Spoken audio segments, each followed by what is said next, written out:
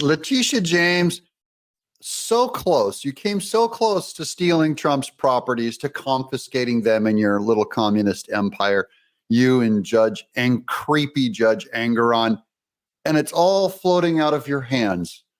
I got some news for you guys. Let's get to it. Some clips and some articles, really just to get you up to speed on what's happening with Trump's trials in New York. Welcome to Doug in Exile. I'm Doug TenNapel. This is where the happy patriots are. Part of why we're happy is because the Democrats' plans against Trump didn't work. Here's three headlines. Boom, boom, boom. MSNBC News. Donald Trump posts $175 million bond in civil fraud case. So yes, he posted the bond. He's good. That was 10 hours ago. Here's CNN. Trump posts $175 million bond in New York civil fraud case as he appeals. And then here's the Hill. Trump rips New York fraud case after posting $175 million bond.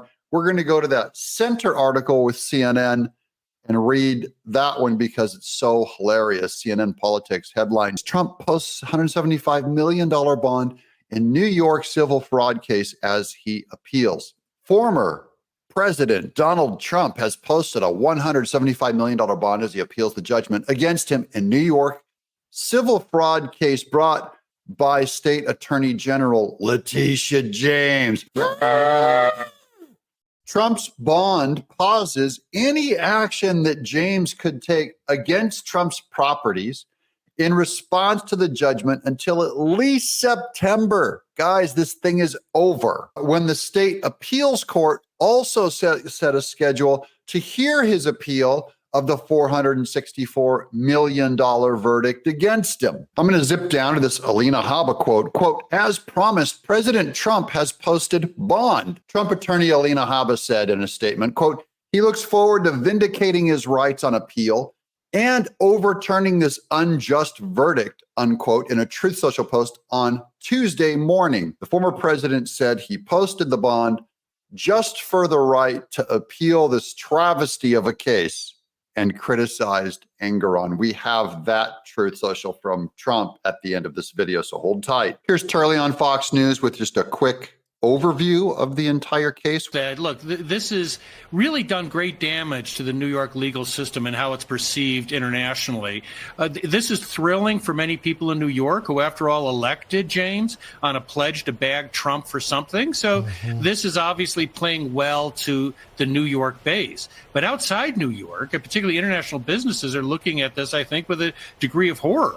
That a judge could come up with a figure so large you have to sell parts of your business just to get an appeal. And that's what's embarrassing to Letitia James.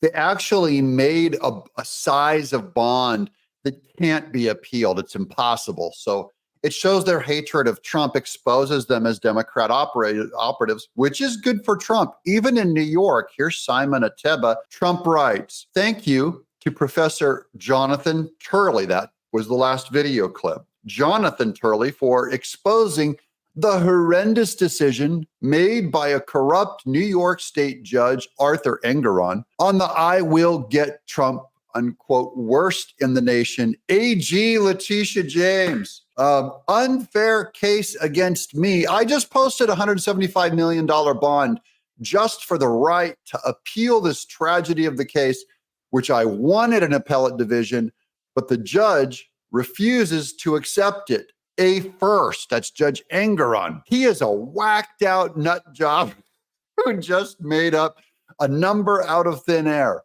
just like he did on the value of Mar-a-Lago. Businesses won't enter New York because of this decision, and many are fleeing. Think of it. I had to pay an enormous sum for the right to appeal the ridiculous decision of a crooked judge and attorney general. This is election interference, and it all comes directly from Joe Biden and the White House, and attack along with all the others on this political opponent, me, says Trump. Trump was given this argument by a citizen journalist, like a schmo lady lawyer who found the something in the Constitution, and it ended up making its way to Trump's lawyers. Check this one out. Well, when the New York judge decided to fine Donald Trump basically all the cash he had and then some to virtually ensure that he would not be able to appeal. So she went sleuthing after that happened. I just think it's very impressive what she found. It encourages me as a citizen journalist too.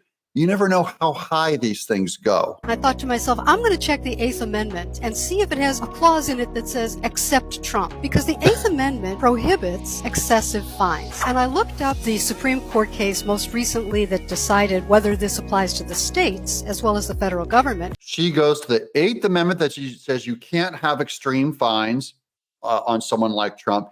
And many of the Democrats were kicking back, going, but that Eighth Amendment is not for the states. It's only to limit the federal government. She goes back and finds a case. The New York, the states were also limited by that same constitution.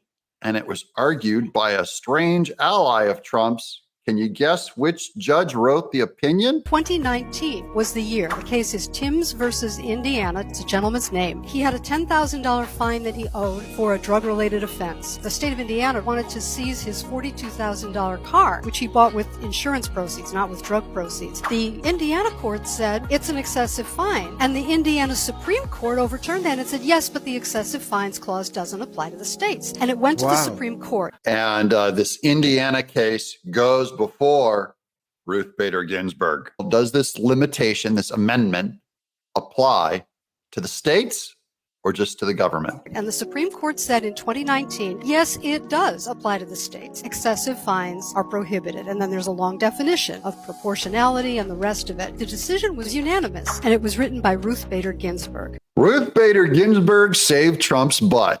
Good job, Ruth. Thank you once again. Now, what's amazing about our law and our Constitution, it can actually cut both ways. Trump can now use this decision by Ruth Bader Ginsburg and say that that Eighth Amendment of excessive fines applies to New York, and therefore Judge Engoron and Letitia James are anti-Constitution. And so I wrote a column about it. I said, here's how Ruth Bader Ginsburg just saved Donald Trump $455 million. Because I had all of the citations to the different decisions, I think it was passed around to the lawyers, some of whom were representing Trump, and it ended up in his hands. And so he posted a link to it on Truth Social. And so there's been a lot of traffic to that column. How cool is that? She writes a little column. Trump reposts it. It made its way back to him, and he liked it. And he started mentioning the Eighth Amendment in some of his speeches. I saw it happen. So this is all because of a citizen journalist, this lady that did the research. What brilliant legal sleuthing. It reminds me how much I revere this country and our Constitution, that actually we can go back and actually establish facts and the law and insist that they're followed. There's something about that whole story you've just told that I find deeply, deeply moving, actually. Yeah, we can insist that they're followed. The problem is the Democrats hate following their own decisions. Let's keep going, though, because there's a lot more on Letitia James. Here's Laura Loomer on Twitter, exclusive. Lauren Merchants, that's Judge Merchant's daughter, Laura Merchant's mother, and Judge Merchant's wife worked for the Trump-hating New York Attorney General Letitia James. So this is the judge in charge of the Stormy Daniels case with Alvin Bragg. Who are the Democrats not in bed with? Look, there's Laura Merchant. She's the Attorney General, Special Assistant Attorney General. Attorney General records show Laura Merchant held job of Special Assistant to the Attorney General from 2008 to 2022. She worked for Letitia James. Of course, this other Judge Juan Merchant is not going to recuse himself, because that would be doing what Democrats demand conservative judges do, like Clarence Thomas. And then here's the actual legal document down there, the original mortgager, Juan Merchant and Laura Merchant. Now let's get to Trump on Truth Social. He posted, I've just posted a $175 million bond with the sadly failing and very troubled new state of New York, based on a corrupt judge and corrupt attorney general who used a state that was never used for this before. There was no jury was allowed. My financial statements were conservative and had a 100% perfect caution non-reliance clause. There were no victims except me. There was no crime or damage. There was only success and happy banks. The case was fabricated election interference, con job, so bad for New York, where businesses are fleeing and violent crime is flourishing. Thank you, Letitia James, for your contribution with violent crimes. The crooked judge Engeron, to suit his narrative, valued Mar-a-Lago in Palm Beach, Florida at $18 million when it was worth 50 to 100 times that amount. He ruled I was guilty before he ever saw the case. He should be disbarred. And Letitia James, who campaigned on getting Trump, she should be impeached. Also posted a $91 million bond on another New York fake case that's with E. Jean Carroll. I can't use that money on my campaign. Just what Crooked Joe wanted, witch hunt. Man, this is powerful stuff. Here's Judge Janine Fan. Senator Holly Press calling for AG Letitia James to be disbarred for targeting her political opponent. Do you agree with Senator Holly Press?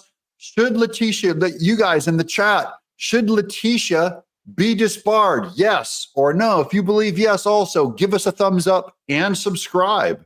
Here's the New York Post. Dems, clients of daughter of New York judge in Trump hush money trial, raised $93 million off the case. What the what? I'll just read you some of this article.